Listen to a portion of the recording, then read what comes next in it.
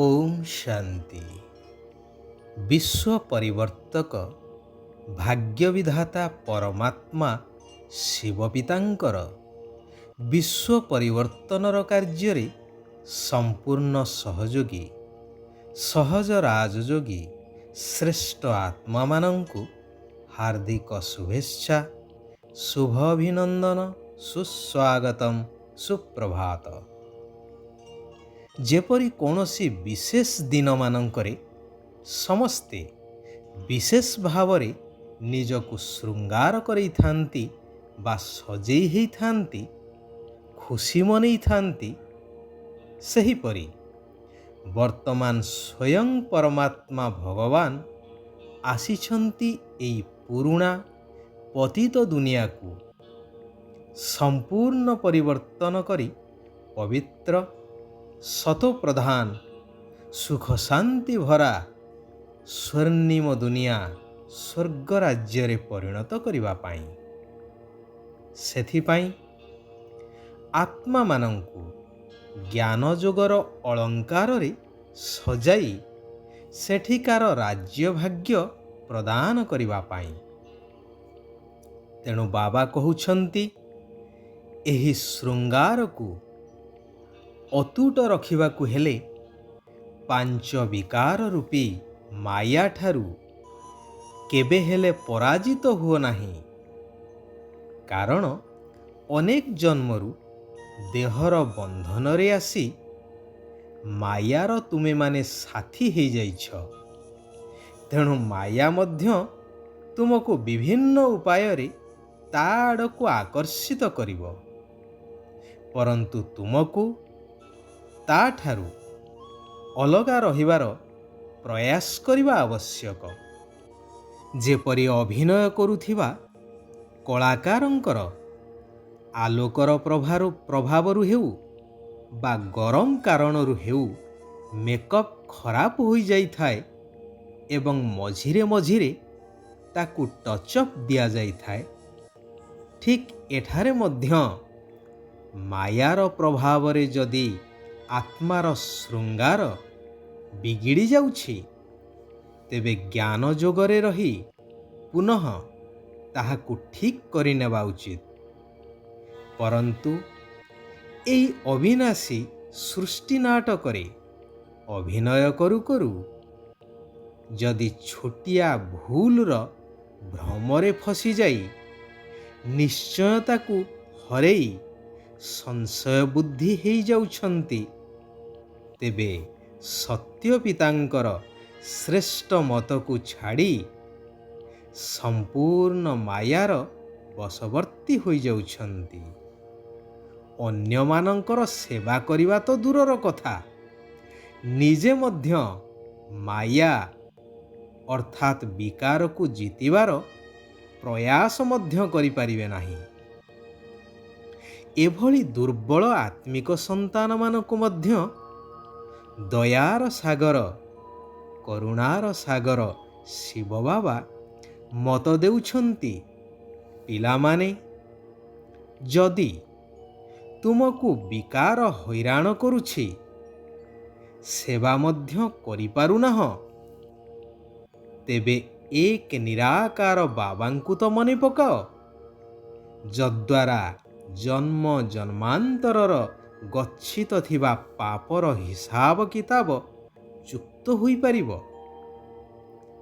ଏବେ ଯେହେତୁ ପବିତ୍ର ଦେବୀ ଦେବତା ଧର୍ମର ସ୍ଥାପନା ହେଉଛି, ସେହିପରି ରାଜ୍ୟକୁ ଯିବା ପାଇଁ ହେଲେ ପବିତ୍ର ହେବାକୁ ତ ପଡ଼ିବ। ବର୍ତ୍ତମାନ ଏପରି କେହି କହିପାରିବେ ନାହିଁ ଯେ ଆମର ଦେବୀ ଦେବତା ଧର୍ମ ବୋଲି, କାରଣ ଦେବୀ ଦେବତା ତ ସମ୍ପୂର୍ଣ୍ଣ ପବିତ୍ର, ନିର୍ବିକାରୀ। ଏବେ ତ ସମସ୍ତେ ବିକାରୀ। ତେଣୁ ପୁନଃ ସେହି ଧର୍ମ ସ୍ଥାପନା କରିବା ପାଇଁ ଅନ୍ୟ ସବୁ ଧର୍ମ ଲୋପ ହେବା ତ ଦରକାର ନା।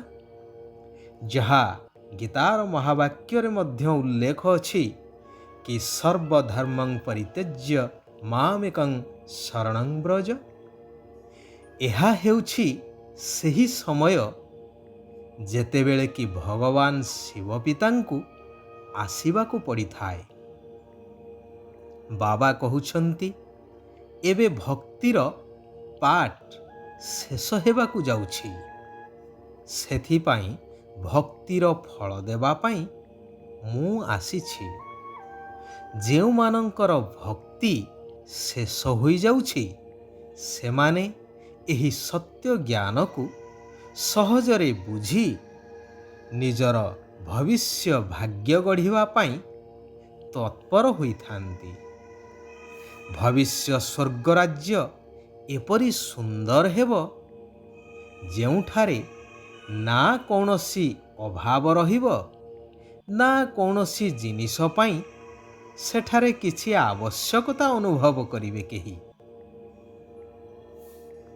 କୁହାଯାଏ ନା, ଦେବତାମାନଙ୍କ ଖଜଣାରେ ଅପ୍ରାପ୍ତ କୌଣସି ବସ୍ତୁ ନଥାଏ। ତେଣୁ ଭକ୍ତି ପୂଜା ପାଠ କରି ଭଗବାନଙ୍କ ଠାରୁ ମାଗିବାର କୌଣସି ଆବଶ୍ୟକତା ପଡ଼ିବ ନାହିଁ ସେଠାରେ। କାରଣ ଏବେଠାରୁ ତୁମ ସନ୍ତାନମାନଙ୍କୁ ମୁଁ ସେହିଭଳି ଜ୍ଞାନ ଦ୍ୱାରା ସର୍ବଗୁଣ ସର୍ବସମ୍ପତ୍ତିରେ ସମ୍ପନ୍ନ କରାଉଛି।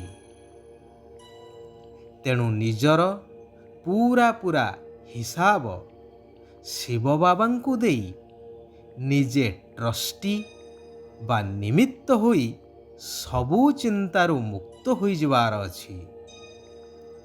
ବାବାଙ୍କ ଶ୍ରୀମତରେ ପୂରା ଚାଲି ସହଯୋଗର ପାତ୍ର ହେବା ଦରକାର। ସାରା ସଂସାରର ମନୁଷ୍ୟମାନଙ୍କର ବୁଡ଼ି ଯାଇଥିବା ବେଡ଼ା ଅର୍ଥାତ୍ ନୌକାକୁ ମୁକ୍ତି ସେନା ହୋଇ ପାରି କରାଇବାକୁ ହେବ। ପୂରା ଆଜ୍ଞାକାରୀ ହୋଇ ପୂଜନ ଯୋଗ୍ୟ ଗାୟନ ଯୋଗ୍ୟ ହେବାକୁ ପଡ଼ିବ।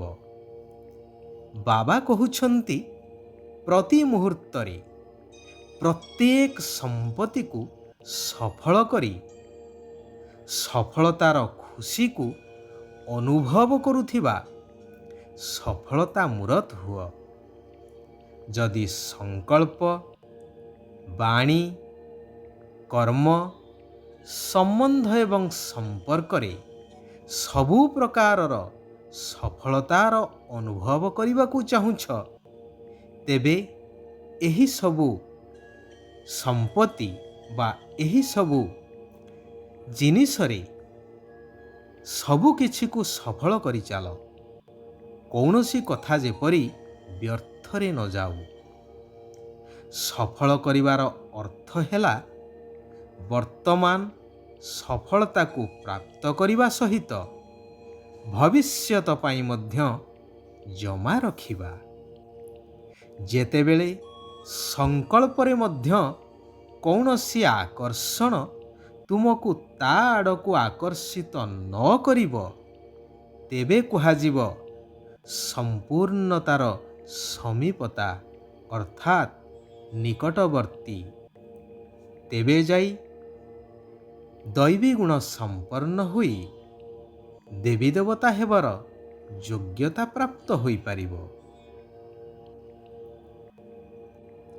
ସମ୍ପୂର୍ଣ୍ଣ ଅଧାକଳ୍ପ ଅର୍ଥାତ୍ ସତ୍ୟ ଏବଂ ତ୍ରେତୟା ଦୁଇ ଯୁଗ, ସର୍ବଗୁଣ ସମ୍ପନ୍ନ, 16 କଳା ସମ୍ପୂର୍ଣ୍ଣ, ସମ୍ପୂର୍ଣ୍ଣ ନିର୍ବିକାରୀ, ଅହିଂସା ପରମଧର୍ମ, ମର୍ଯ୍ୟାଦା ପୁରୁଷୋତ୍ତମ ଏହିଭଳି ଗୁଣର ଅଧିକାରୀ ହୋଇ ସେଠାରେ ସମ୍ପୂର୍ଣ୍ଣ ସୁଖ ଶାନ୍ତିପୂର୍ଣ୍ଣ ସମ୍ପୂର୍ଣ୍ଣ ଆୟୁଷକୁ ଭୋଗ କରି ଚାଲିବ। ଆଚ୍ଛା, ଆଜି ପାଇଁ ଏଇଠାରେ ଆମେମାନେ ବିରାମ ନେବା। ଆସନ୍ତାକାଲି ପୁନଶ୍ଚ ଆମେ ଆତ୍ମାମାନେ ସମସ୍ତେ ଏକତ୍ରିତ ହୋଇ ସେହି କଲ୍ୟାଣକାରୀ ପରମପିତା ପରମାତ୍ମାଙ୍କର ଆଉ କିଛି କଲ୍ୟାଣକାରୀ ମହାବାକ୍ୟକୁ ଆଲୋଚନା କରିବା, ନିଜ ଜୀବନରେ ଧାରଣା କରିବା ସହିତ ସାରା ବିଶ୍ୱର ଆତ୍ମାମାନଙ୍କର କଲ୍ୟାଣ କରିଚାଲିବା। ସାରା ବିଶ୍ୱର ଆତ୍ମାମାନଙ୍କର କଲ୍ୟାଣ ହେଉ, ସମସ୍ତେ ସୁଖ ଆଉ ଶାନ୍ତିର ଅନୁଭବ କରନ୍ତୁ। ଓମ୍ ଶାନ୍ତି, ଓମ୍ ଶାନ୍ତି, ଓମ୍ ଶାନ୍ତି।